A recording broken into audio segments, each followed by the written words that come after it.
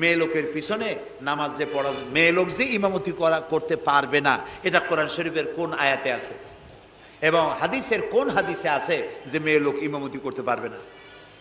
তা আমি বললাম যে আগে আমার এই কথার জবাব দেন, আপনারটা জবাব পরে দিই।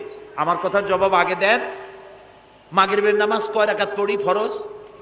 3 রাকাত। 4 রাকাত পড়া যাবে না, এটা কোরআন শরীফের কোন আয়াতে আছে, কোন হাদিসে আছে? ফজরের নামাজ ফরজ কয় রাকাত? 3 রাকাত পড়া যাবে না, অথবা 4 রাকাতও পড়া যাবে না, এটা কোন হাদিসে আছে, কোন আয়াতে আছে? কয় যে কোনো জায়গায় নেই। তা আমি বললাম ওঠাও কোনো জায়গায় নেই। রাসূলুল্লাহ ইবাদতের যে নমুনা দেখিয়েছেন, যেভাবে করেছেন, তিনি 2 রাকাত ফজরের নামাজ 2 রাকাত পড়েছেন, আল্লাহ বলে দিয়েছেন ওইটাই ফরজ, ওর 1 রাকাত বেশি পড়া যাবে না। 3 রাকাত মাগরিব, 1 রাকাত বাড়ানো যাবে না। জোহর সব দিন জোহর পড়ি 4 রাকাত ফরজ, আর জোহরের ওই নামাজটি জুমার দিনে কয় রাকাত পড়ি? 2 রাকাত ফরজ পড়ি। এই কনসেশন কে করলো? না, আল্লাহ করেননি। এই কনসেশন করেছেন মুহাম্মদ রাসূলুল্লাহ সাল্লাল্লাহু আলাইহি ওয়াসাল্লাম। ইবাদত রাসূলুল্লাহ যদি 2 রাকাত পড়েন, 2 রাকাত পড়াই ফরজ। যদি ইবাদতের যে সব নমুনা তিনি দেখাইছেন, তার থেকে ইবাদতের নতুন কোনো নমুনা দেখাবার কোনো সুযোগ নাই।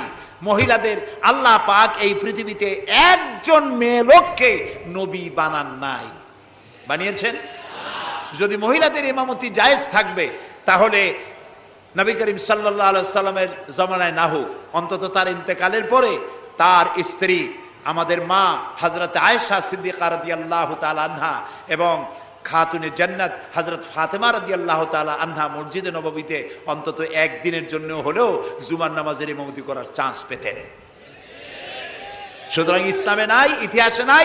এগুলি হচ্ছে ইসলামের বিরুদ্ধে পরিচালিত যত ষড়যন্ত্র বর্তমান যুগে শুরু হয়েছে, এটাও তার আরেকটি ষড়যন্ত্র ইসলামের বিরুদ্ধে। প্রিয় ভাই সব, এই জন্য আমাদের মনে রাখতে হবে নতুন কোনো কথা আমরা মানি না। কোরআন এবং হাদিসের মধ্যে আল্লাহ তাআলা সব কমপ্লিট করে দিয়েছে, সুবহানাল্লাহ ওয়া বিহামদি।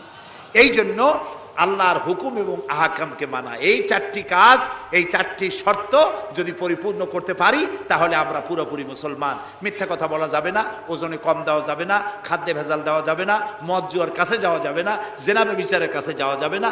সকল ব্যাপারে আমাদেরকে ঐক্যবদ্ধ থাকতে হবে ইসলামের উপরে। আমরা বলি আলহামদুলিল্লাহ। প্রিয় ভাই সব,